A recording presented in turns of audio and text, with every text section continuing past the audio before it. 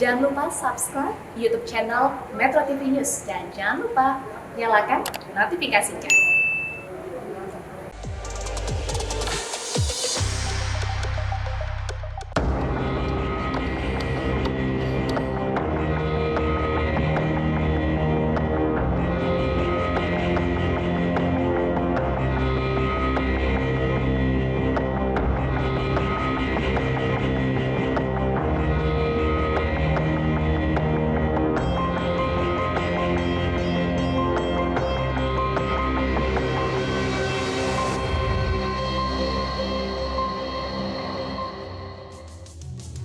Terima kasih pemirsa, Anda masih bersama kami di Economic Challenges. 24 Februari yang lalu, dunia terkejut saat Rusia menyerang beberapa wilayah di Ukraina dan itu secara langsung juga membuat lonjakan harga energi dan juga harga pangan. Saya ingin ke Pak Yose. Pak Yose, kalau melihat itu, apakah kemudian artinya selama perang Rusia-Ukraina itu terjadi, kita tidak akan bisa melihat turunnya harga energi dan pangan, sehingga teman-teman di pemerintahan itu harus benar-benar mempersiapkan lebih serius lagi. Bagaimana menurut Anda? Ya, saya pikir seperti itu memang. Apalagi kalau kita lihat perang ini kemungkinan akan berlangsung cukup lama. Akan cukup lama? Ya, sampai akhir tahun ini atau bahkan lebih gitu ya. Karena keduanya memang mempunyai pandangan yang berbeda nih antara Ukraina dengan Rusia, masing-masing ngotot sama-sama gitu ya, ngotot sama-sama mempunyai kepentingan mereka sendiri. Dan ini tentu saja sudah mendisrupsi berbagai supply chain dari bahan-bahan pangan ataupun juga fertilizer. Pupuk. Ya? Karena keduanya merupakan salah satu supplier terbesar juga untuk komoditas tadi. Betul. Dan kita di Indonesia sekitar 25% kalau nggak salah gandum kita itu datangnya dari Ukraina. Karena memang lebih murah dibandingkan dengan gandum yang datangnya dari Australia. Nah, jadi itu sudah mengganggu sebenarnya, sudah mendisrupsi supply chain berbagai produk-produk kita yang memang tergantung dari gandum.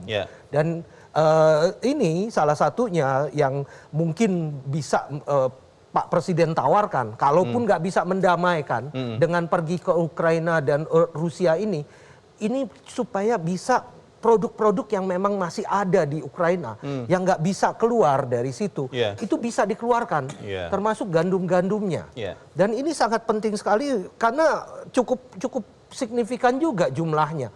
Dan selama ini nggak bisa diperjualbelikan, disuplai ke negara-negara lain. BPS sudah mencatat bahwa memang inflasi Indonesia meningkat karena kenaikan harga pangan. Kalau perhitungan Anda, Mas Yose, apakah kalau perang Rusia-Ukraina ini reda, serta-merta kemudian kita akan melihat bahwa kenaikan harga ini pangan akan mereda juga? Ya, perang ini kan sifatnya adalah permasalahannya karena permasalahan politik. Kita juga akan harus melihat bahwa ini semua bisa diselesaikan atau ada dampak positifnya itu kalau permasalahan politiknya sudah selesai. Kalau perangnya saja sudah selesai, saya belum melihat bahwa akan segera ini permasalahan suplai pangan ini bisa diselesaikan dengan baik, dengan cepat. Akan perlu waktu, adjustment antara berbagai pihak. Karena bukan hanya Rusia dan Ukraina nih sebenarnya yang berperang. Juga ada Amerika Serikat. Proksi negara lain ya? Nah, ada proksi negara lain di sana yang sangat penting. Berarti harga bahan pangan yang kita impor masih akan terus naik sampai akhir tahun? Akan tetap mahal maksud saya? Permasalahannya bukan hanya harganya akan menjadi lebih mahal atau tidak. Tetapi ketersediaannya itu juga. Pasokannya. Kalau kita bicara tentang kenaikan harga, masih ada puluhan cara untuk meredam dampak dari kenaikan harga tadi. Tetapi kalau barangnya nggak ada, ini yang udah sulit. Oleh karena itu mungkin Pak Arief nih bisa lebih cepat lagi untuk melihat dan mengantisipasi. Karena kalau nggak, akhirnya kita sudah terlambat, sementara negara-negara yang lain sudah berusaha men-secure supply mereka. Terima kasih. Sebelum ke Pak Arief, saya ingin ke Pak Syahrul dulu. Pak Syahrul, kalau melihat perkiraan banyak orang bahwa perang ini masih sampai akhir tahun, jangan-jangan lebih, berarti kan kedelai, jagung yang kita masih ada impor, itu akan masih tetap mahal, Pak. Dan kalau kita bicara jagung, kedelai, itu kan pakan ternak juga. Lalu pupuknya karena Rusia Ukraina produsen juga, semuanya masih akan mahal. Kementan sudah mengantisipasi ini belum, Pak? Ya, saya kira melihat COVID, dampak COVID, melihat climate change, melihat perang yang ada, kita nggak usah nunggu mau kapan. Ini menjadi tantangan untuk kita sebagai negara besar, tapi sekaligus menjadi peluang. Ya seperti tadi Pak Arief sudah sampaikan, ya mungkin inilah kesempatan kita nanam kedelai. Inilah kesempatan kita nanam sagu, sagu kita olah lebih banyak. Ini saat kita menanam singkong yang lebih banyak. Ini untuk substitusi ini bisa kita lakukan. Oh, di negara lain itu karena climate change yang lebih banyak bersoal sebenarnya. Pasti harga daging, harga sapi akan naik.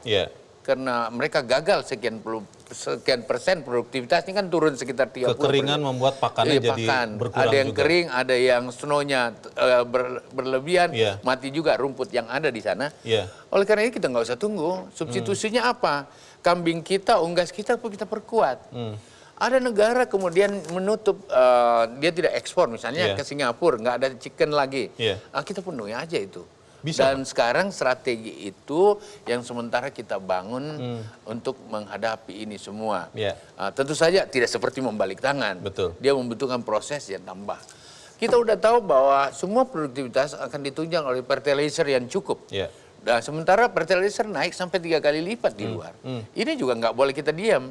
Ini kesempatan untuk mengajarkan bahwa ketergantungan penuh pada yang seperti ini, itu harus mengajarkan kita bahwa bisa kita lakukan. Sudah langsung diisi dengan produsen lokal, meningkatkan tadi jagung, kedelai, pupuknya juga, atau memang masih baru berencana ini, Pak Menteri? Kita sudah main nih, sudah main. Sudah langsung main? Sudah langsung main, tapi kan tidak seperti membalik tangan.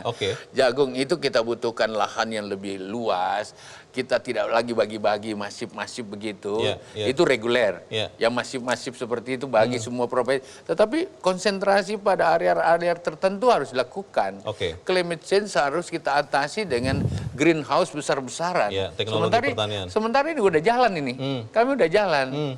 Melihat harga cabai tiba-tiba naik karena musim naik turun, udahlah buat greenhouse untuk menyangga, tapi produksinya nggak boleh kecil-kecil, besar-besar.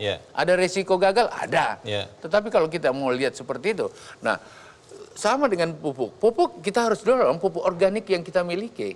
Dan beberapa, katakanlah, kearifan lokal yang ada ternyata bisa menggantikan ini. Cuma kita udah dimanja sekian puluh tahun dengan menggunakan pupuk ini. Nah, Bapak Presiden mengatakan masalah pupuk, apapun namanya, pemerintah akan terus mendagang. Nah, kita berharap Presiden pulang ini bisa bicara dengan Rusia, bisa bicara dengan Ukraina minimal. Kan mereka pemasok fosfat, pemasok kaliumnya, bahan pupuknya, bahan pupuk, dan ini mengisi buah gitu loh. Tapi pertanyaannya Pak Menteri, kan kita tahu juga gara-gara COVID, kementerian lembaga banyak yang anggarannya dipangkas, Pak, dengan nama refocusing. Di sebelah ada Mas Andre yang mungkin nanti bisa saya tanyakan lagi. Tapi anggaran yang sekarang ada khususnya untuk ketahanan pangan, cukup atau tidak, Pak Menteri? Ya, kalau namanya anggaran pasti tidak cukup. Pasti kurang. Tapi kan kita harus pakai gagasan yang lebih baru. Pemerintah tidak boleh berkutik dengan APBN aja terlalu sedikit.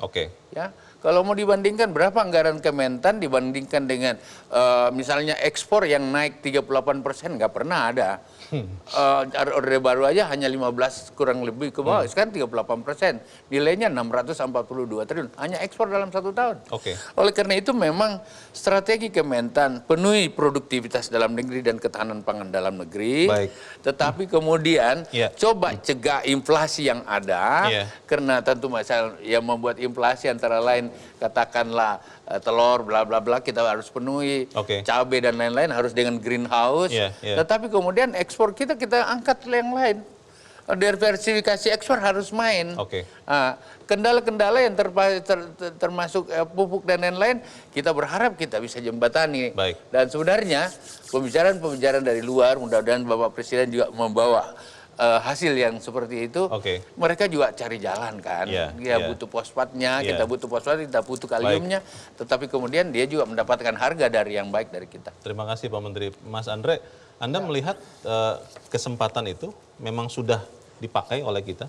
Kita siap mengisi kekurangan impor ini atau seperti apa? Ya, pertama sebelum masuk ke situ bahwa Presiden kan berangkat ke Ukraina dan Rusia. Saat ini di Ukraina dan Rusia itu gandum lagi panen. Yeah. Ini momentum. Mudah-mudahan komunikasi Presiden Jokowi dengan Presiden Ukraina dan Presiden Putin itu bisa bawa minimal sesuatu. Yeah. Kalaupun perdamaian masih jauh, minimal kepastian pangan untuk negara kita bisa. Itu satu. Yang kedua, soal anggaran tadi. Ya. Kami sudah membahas pagu indikatif bahwa bulan Juni ini DPR dengan mitra-mitranya, dengan menteri-menterinya sudah membahas pagu indikatif. Nah, pagu indikatif yang terjadi adalah apa?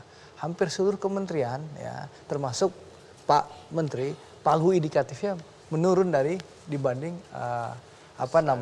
tahun yang lalu. Dipangkas anggaran. Dipangkas anggaran dengan materi pandemi dan segala hal. Okay. Nah, inilah yang menunjukkan bahwa dibutuhkan kreativitas dari masing-masing lembaga, baik kementerian maupun lembaga pemerintahan dan kementerian, untuk betul-betul serius. Yeah.